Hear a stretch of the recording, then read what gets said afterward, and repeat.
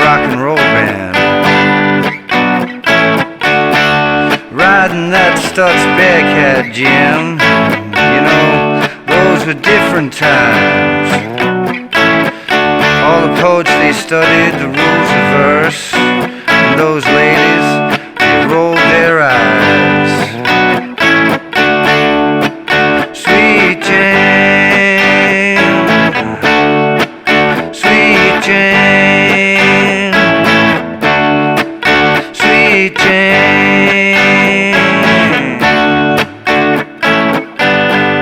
Hey, how you doing? Justin here today. We are checking out Sweet Jane by the Velvet Underground.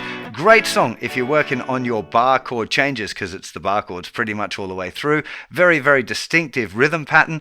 It is a little bit tricky to sing over that groove. To try and phrase it anything like Lou Reed is definitely, at the best of times, it's a bit difficult. But remember that you don't have to try and copy his exact phrasing. You could phrase it however you like. I was struggling to get even close to it, and I don't think it really matters as long as you got the feeling of it right. And getting the feel for this tune is going to be the key thing. So once you got the chords and you know the rhythm and the strumming, that stuff, playing along with the original recording and trying to suck up that time feel is the key thing. I'm not teaching you the very intro because it's mostly guitar effects, very hard to emulate, particularly on one guitar. So we're going to crack straight into the kind of main guitar part where the singing starts. So just join in with that, play along with the original one, and try and suck up that like super laid back, easy feeling. That's what you want to try and absorb. It's much more important than getting stuff technically correct. Okay, really focus on that vibe. Anyway, let's get to a close-up. Check it out.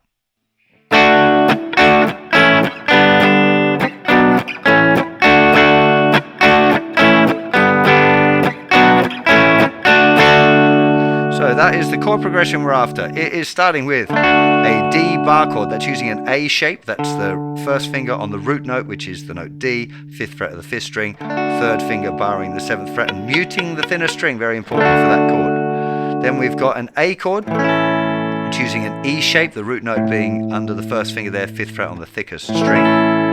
Then we've got a G, that's the same shape, moved down 2 frets. Then we're going to move up to the 7th fret, but a minor grip, so B minor, so just 2nd finger lifts up there to get our B minor. Then we're back to the A, and back to the D. Okay, so D, D, A, G, G, B minor, A, B, D. It's really important, the key thing here is the strumming. So we're going to strum down on the D, then we're going to strum down on beat 2 and do an up pitch strum there on the D, and then an up on the A, up on the G, followed by a down. So you end up with 1, 2, and 3, and 4, and 1, 2, and 3, and 4, and 1.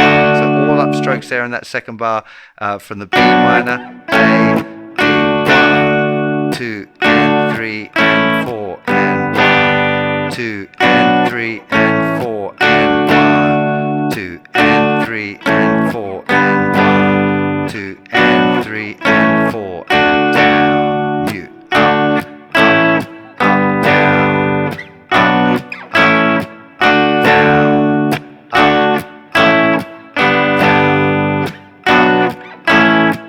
down.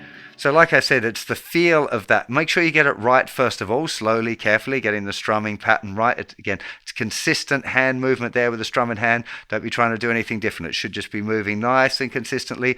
If you add in a bit of a strum somewhere, it brushes the strings, doesn't matter. Much more important is the feel, keeping that hand consistent, and trying to get the chords as clear as you can. Let's check out the chorus.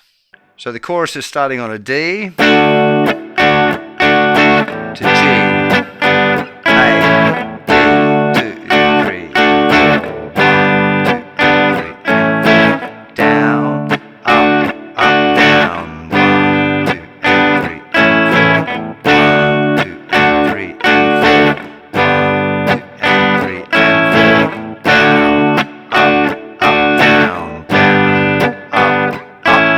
Make sure you get the up down there on the A. Down, up, down, down, up, down, down, up, down. Sweet Jane, sweet Jane.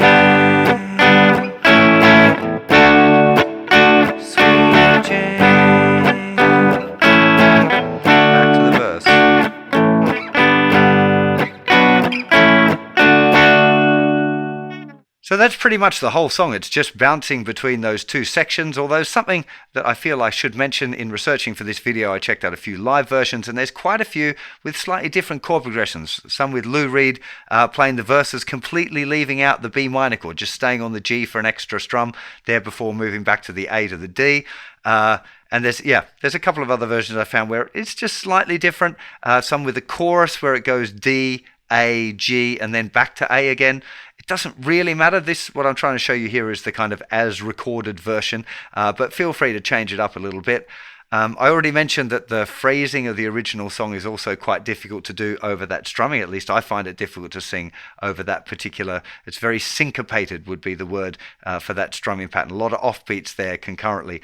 So that makes it feel a little awkward to sing over, particularly with that Lou Reed very laid back kind of style. So I would recommend trying to go for your own laid back style and try and suck up the vibe more than his exact phrasing. Really hope you're enjoying this. If you're over on YouTube, of course, I always appreciate hitting that subscribe button, the like. Let me know in the comments what other Velvet Underground songs I should have done already, because there are many. What are your favorite ones? What should I be doing lessons on now? And do remember as well, you can request songs over on the request page at JustinGuitar, which is justinguitar.com/songs down the bottom. Registered users get 3 or 5 votes a month, I think it is, to vote on their favorite songs, and you can submit requests as well. So you might want to go and check that out too. Really hope you enjoyed this one, and I'll see you for plenty more lessons very soon. You'll take care. Bye bye.